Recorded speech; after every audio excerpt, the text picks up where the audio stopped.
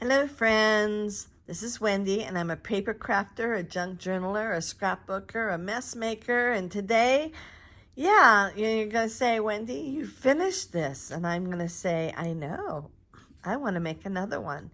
And I thought, well, I have buttons and I've got some more of these little leaves out, and I want to make a second one of these. I'm going to use a different bird. I'm going to use a different stamp. I'm probably going to slope it a different way, just to make it a little different. I also noticed as I was going through this video to publish it, put it on YouTube, whatever, that there's a lot of things that I shared in detail and other things that I just sort of skipped over. And so I'm going to try to share more on the things that I skipped over on the last time, I guess. Hopefully, I'm hoping this is going to be a quick project.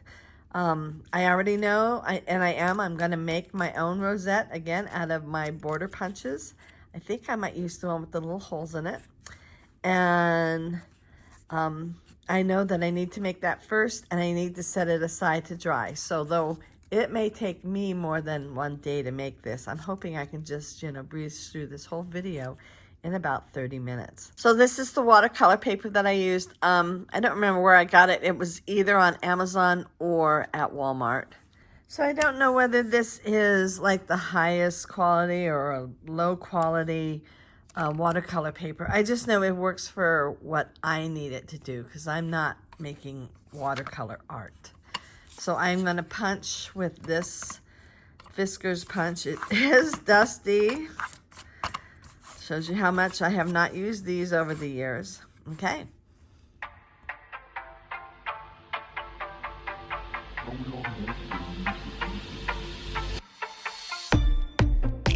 So I struggled a little more with this border punch than I did with the one that didn't have the hole in it. I don't really think this was built to punch through watercolor paper, because this is a lot thicker than regular cardstock. Okay. So the next step is to make lines, and I have to be. Sadly, this isn't line up perfectly with my scoring board. Whoops, sorry. If it did, I would just go zip, zip, zip, zip, zip, but it doesn't.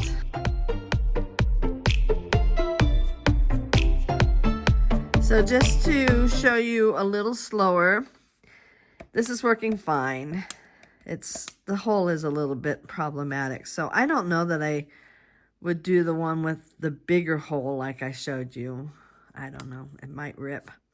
But I have to move this to line up my crease, my score portion with where I want to place it in the middle of my scallop so that they're even. So, and I don't have Tim Holtz new Rosette out of the vault yet. Yeah. When I say that, it makes my husband cringe. Anyway, but I don't have it yet. I keep thinking, well, but I can do this. It does take a little bit of time, but then that costs money, and so, but his would have the creases already in it. So that would make this particular step absolutely unnecessary. Okay, so the next step is to fold back and forth, back and forth. It's amazing what knowing that I was successful with the last one, even though I had so much trouble with it. Knowing that gives me a lot more confidence to do this one. I don't know if I told you already, I cut this width. I lined it up on my guillotine with the top of the hill. The hill over there. And cut it 1.5 inches.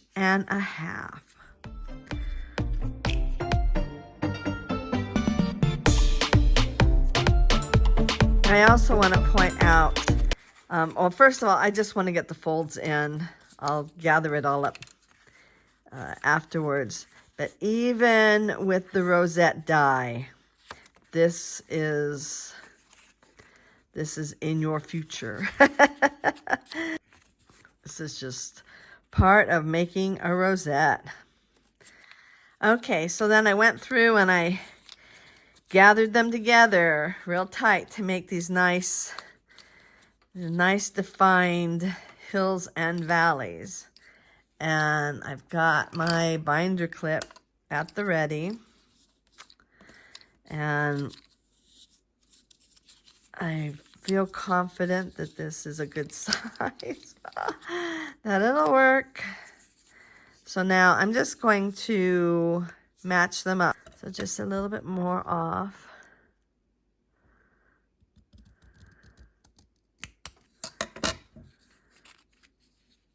Okay, so that matches up. So I'm going to put glue, and I'm going to use the Distress Collage Medium, which is Tim Holtz. And I'm going to glue on the inside here. I'm going to be kind of generous because I want it to hold. Put it like this. I'll do that because I can always, you know, refold it. So we just got to get that to dry. In the meantime, while this is drying, I will grab my stacked circles. Okay, so then with the stacked circles, I already know because I tried it the other way. So I know I want the middle one. So I'm going to grab this one out of the middle and this one out of the middle. And I'll be back. Okay, so I cut two. The next step is the hardest. So this worked really well. Any lid, like a leftover lid from any kind of a jar will do. But you have to force this into submission. You will submit. Okay, so it's starting to work. You just got to get, let me move things out of the way so you can see. There we go.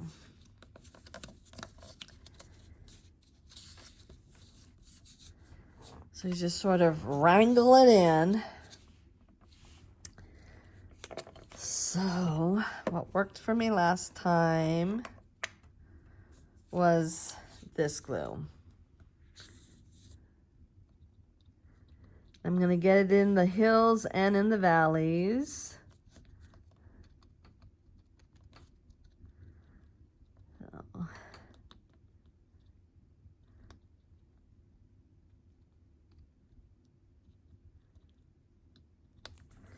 Okay. And then I'm putting this on top. And then, to make sure that it stays, I'm going to put this on top and this on top. Something nice and heavy that forces it to stay down until it has dried. And this could take a little bit of time, but I've still got so many other steps to do that it's okay. Once this dries, I'll flip it over and put the other circle on top. This is Alaska clay, and it comes out of the ground just like all other clay does, but when you fire it up, it has this white and brown striation, is that what it's called, in it. Anyway, it's cool. So the next thing I'm going to do is cut this. This is Tim Holtz. It's called Labels. So that die set comes with several labels, and this is the largest of them.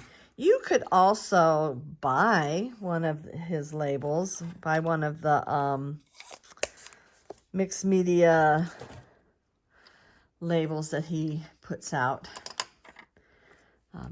and not do this. So there's that. So I'm just going to grab my yellow tool, foam, whatever. And this is called Scattered Straw. And I'm just going to color the whole thing.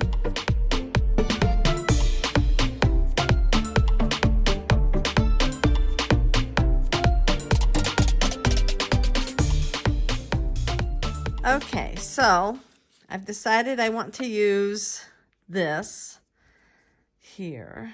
And I'm hoping I have enough talent to be able to then line it up over here.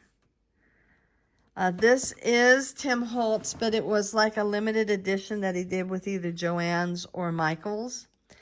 And he still does things with Joann's, I think.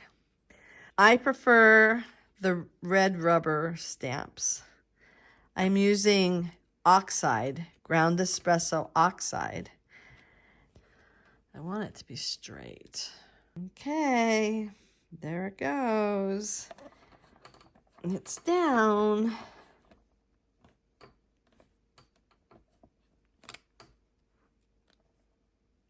Oh, darn. Or maybe that's just how the stamp goes.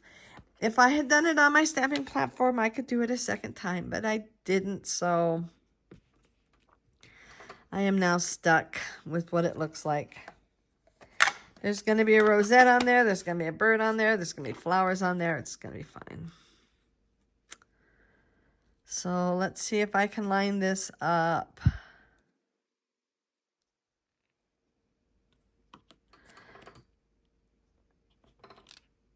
Good enough. As you know, I like to utilize my mess.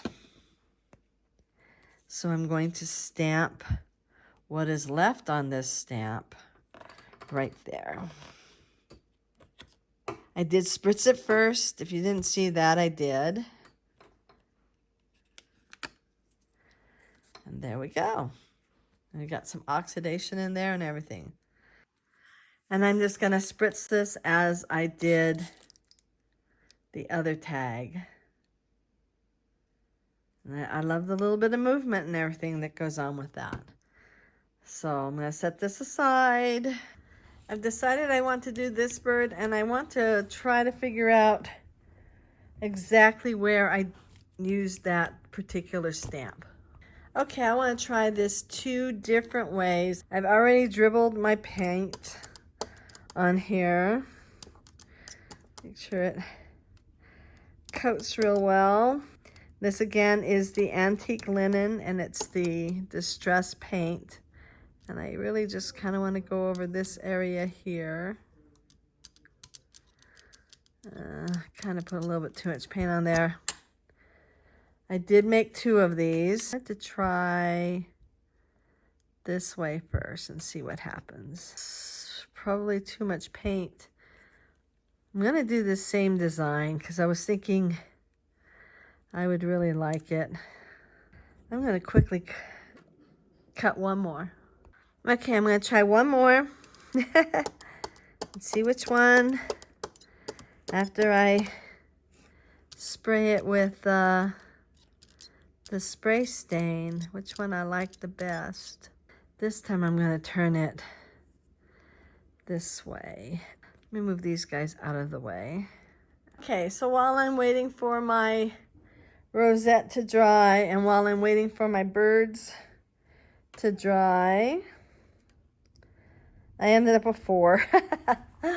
I am going to paint my flowers. I also cut out just a few other things. I don't know how or where or whether I'll even use them, but oh, and this, let me show you this. Look how cool that turned out. That was just that one spritz. I didn't spritz it again. It just turned out really cool. So I like that a lot. So I'm going to use Bundled Sage Oxide to paint green on this daisy. I had to think for a minute. Oops. I'm going to use pumice stone on the petals and on the edge of the dandelion. And I'm going to use fossilized amber in the middle. And then I will also use one of my microns to put dots in the middle there.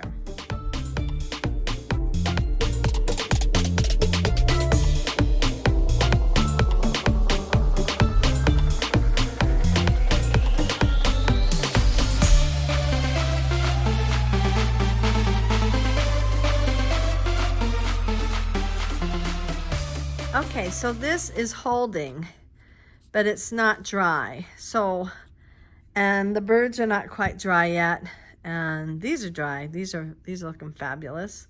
So, but I am going to wait until tomorrow to finish up the project. So, see you then. Okay, it's actually been a few days, and I'm sorry. I hope I can get this posted today on YouTube, but we'll see. Life happens sometimes. Anyway, let's see. Where are we at? The first thing that we need to do, there's some glue right on here. Let's see. First thing we need to do is cut this. Let's see, where's the top? This is the top. So, again, I am just using this. Kind of want to see where I glued, and I can't see where the seam is, so I'm just going to go wherever. One thing I did do is, while it was still not solid, it was, I was able to pick up the circle and sort of move it around to make sure that it was mostly right in the center. And I think it's still mostly right in the center. I think the smallest side is right here. So I think I'm gonna cut this little bit here off. So I'm gonna start, I don't know. Where do I wanna start? I guess I'll start here. Just because I'm gonna do it in the valley, cut it in the valley. Okay, so there's the valley, and so now I just need to pick a valley that is close to 1/4. So I've cut my 2 valleys, and oh, there's my washer. All of our appliances sing. I don't know whether you all have appliances that sing, but all of ours do. Our new dishwasher, if you follow me, you know we had dishwasher Hades that went on for a little bit. But our new dishwasher sings this really short song. I mean, if you're really not listening for it, you don't know that it happens. Whereas the old one sang a really long song. So anyway, it's a more quiet dishwasher, and it holds more. I just like the way it's configured better. So I'm sorry the other one died on us, but I really do like this new one. So okay, so let's see, is this pretty much right at 1/4? It is. Let's see, let's do a little better one here. Yep, it's pretty much 1/4 cut out. So yay. So the next step is pulling out my Splat Box. You can see it is by Tim Holtz. Oh, there we go. And really, you could make your own, but I didn't. I had to buy the Tim Holtz box. All right, so I'm going to start out with antique linen oxide spray, and then I'll go on to speckled egg, and then I'm going to go on to the distress spray stain. See, it doesn't have a ball in there. Ground espresso, and then I'm not sure what colors. I can't remember what colors I used. I know I could watch the video and find out, but I know Kitsch Flamingo was on there. Well, it couldn't have been ice spruce because I've never opened this, and it couldn't have been broken china because I've never opened that either. So it must have been salvage patina. These do have balls in them. This is the paint, and they need to be shook. So I'm going to start there, and then I'm probably going to just move right on to spraying my birds with the spray stain. And I'm also going to include these guys in kind of outside of the range of the birds so that maybe they'll get a little bit of a splatter on them. Just a, just a little hint of the ground espresso on them. Okay, so here we go.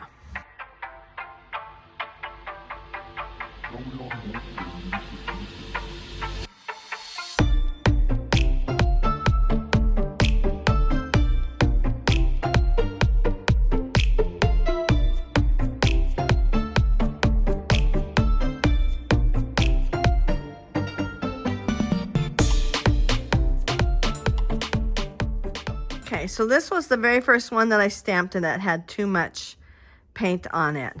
I don't hate it, but it's not going to be the one I use. This one also then was the second one, still had a bit too much paint. Still don't hate it, probably will use it again somewhere else, but just not on this project. So it's deciding between these two. I'm picking this one. I like the way it looks right in here, you know, around the face. It kind of looks like those are feathers on its face. So this is the winner.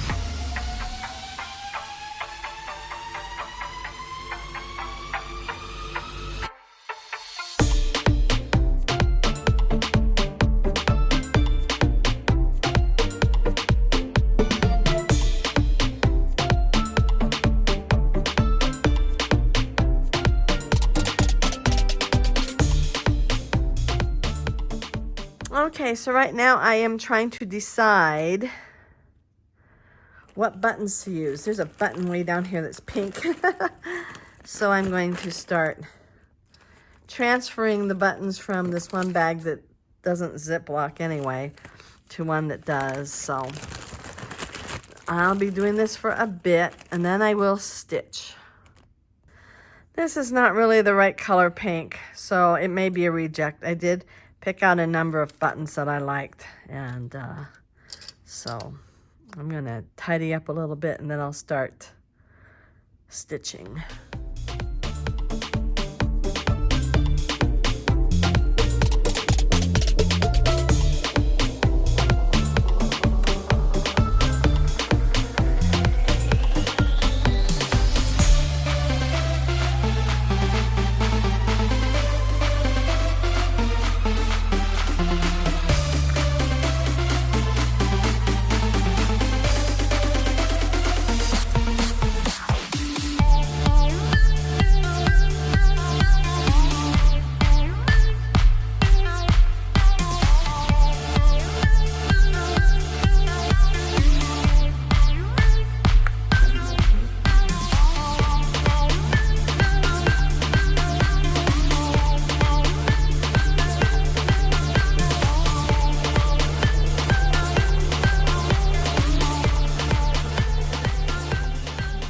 Okay, so I brought this up next to my other bird and realized that I had made it a lot longer.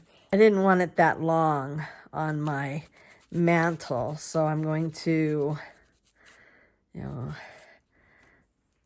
continue to ink again.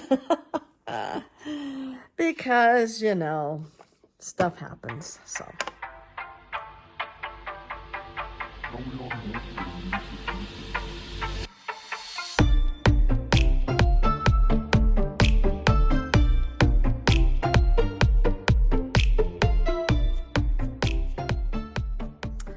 All right, I just put it up. Oops, forgot a button. Oh, well. I just put this up against the other one, and it looks really cute. It's interesting, I made this one a lot darker. I didn't mean to. Oh, well. Anyway. I'm going to kind of figure out how long I want this to be with enough room for a little, oh, it's not even a knot. Let's see if this will cut. Good enough. All right. And I got this for, I think it was less than $2 at Walmart. It's just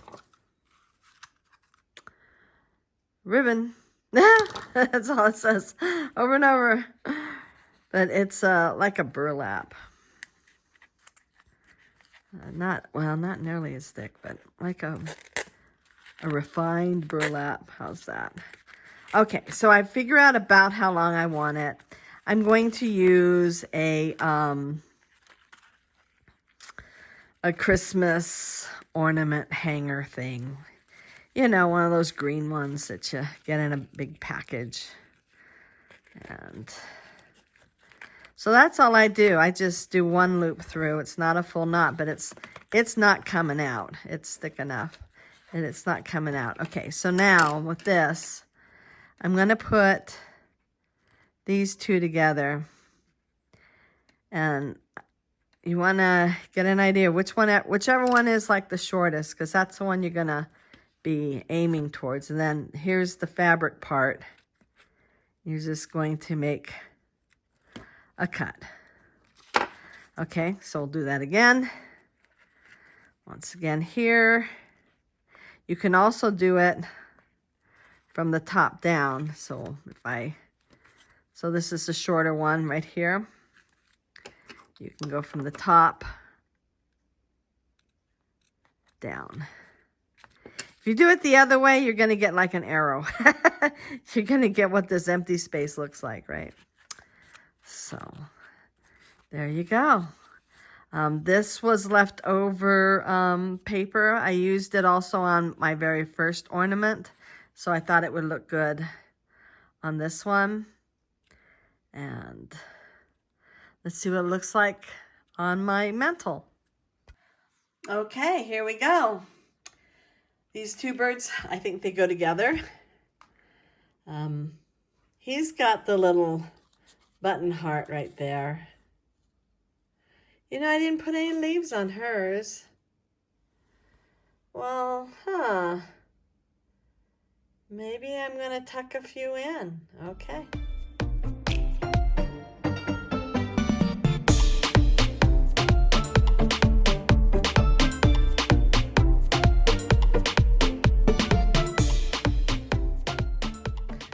Okay, I am happier with those little leaves right there.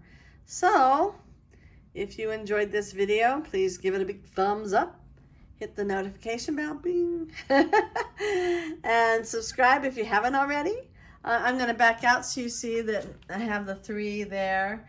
I'll back out even more so you can see that I've got my fishies over here and then these 3.